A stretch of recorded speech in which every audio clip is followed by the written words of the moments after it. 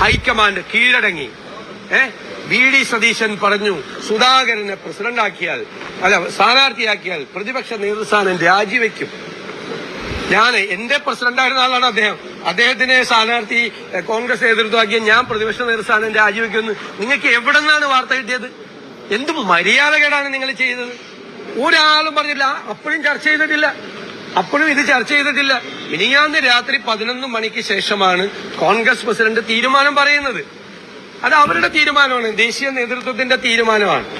എന്നിട്ട് നിങ്ങൾ മത്സരിക്കുമെന്നും മത്സരിക്കില്ലെന്നും എന്ന് പറഞ്ഞുകൊണ്ട് എനിക്ക് എന്റെ സങ്കടം, വിശ്വാസ്യതയുള്ള ചില മുഖ്യധാരാ ചാനലുകൾ കൂടി ഈ വാർത്ത ഏറ്റെടുത്തു. കഴിഞ്ഞ 48 മണിക്കൂർ നിങ്ങൾ അവരെ വ്യക്തിപരമായും നിങ്ങൾ അധിക്ഷേപിച്ചു, അവരെ വിവാദത്തിലാക്കി ചെയ്തു. ഒരു അടിസ്ഥാന ആ വാർത്തയ്ക്ക് ഉണ്ടായിരുന്നില്ല. കാരണം കോൺഗ്രസ് നേതൃത്വത്തോട് ഞങ്ങൾ മാറി നിൽക്കുക, അവരുടെ അഭിപ്രായം പറയാൻ വേണ്ടി ഞങ്ങൾ കാത്തിരിക്കുക. മിനിഞ്ഞാന്ന് രാത്രി ഈ അവസാനത്തെ ചർച്ച നടക്കുമ്പോഴേ ഇത് വരുന്നത്. നിങ്ങൾ കോൺഗ്രസിനോട് ഇത്ര ക്രൂരത കാണിക്കരുത്. അത് AKG സെന്ററിൽ നിന്ന് ഞാൻ പറയാണ്, പണം പറ്റുന്ന ചില ചാനലുകൾ കൂടി ആ കൂടെ ഉണ്ട്. അതിന്റെ കൂടെ മുഖ്യധാരാ ചാനലുകൾ കൂടരുത്.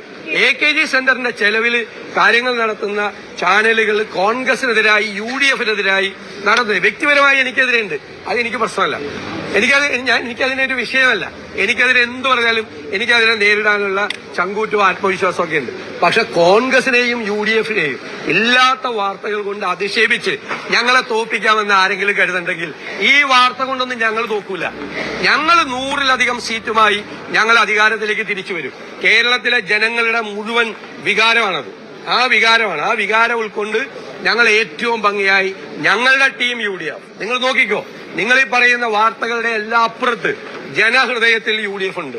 ഇവരെ താഴെ ഇറക്കണമെന്നുള്ള ജനങ്ങളുടെ അഭിലാഷവുമുണ്ട്, ആഗ്രഹമുണ്ട്.